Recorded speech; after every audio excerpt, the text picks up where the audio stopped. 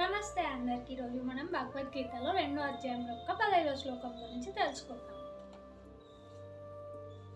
యం హీన వ్యదదంతే యథే పురుషం పురుషస్వ సమదుఃఖ సుఖం ధీరం సౌముత్యవాయ కల్పతే. అంటే మన జీవితంలో ఏది శాశ్వతం కాదు, సుఖ దుఃఖాలను కూడా సమానంగా చూసుకోవాలి.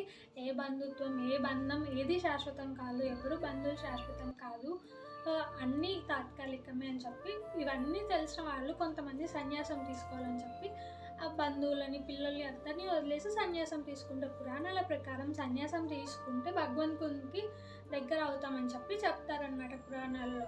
కానీ అర్జునుడు ఈ యుద్ధంలో బంధువులతో యుద్ధం చేయలేక సన్యాసం తీసుకోవాలని అనుకున్నాడే కానీ తన భార్య పిల్లల్ని వదిలేయాలి అని చెప్పి తను అనుకోలేడు. అందుకు అర్జునుడిని కృష్ణుడు మందలిస్తాడనమాట. క్షత్రియ కర్తవ్యం గుర్తు చేసి నీవు యుద్ధం చేయాలి అని చెప్పి క్షత్రియ కర్తవ్యం గుర్తు చేస్తూ తనకి చెప్తాడనమాట. సన్యాసం ఇలా వాళ్ళు తీసుకుంటారు, నువ్వు కాదు, నువ్వు యుద్ధం చేయాలి, నీ కర్తవ్యం ఇదే అని చెప్పి అర్జునుడికి కృష్ణుడు గుర్తు చేస్తాడు. అదే ఈ శ్లోకం యొక్క భావం.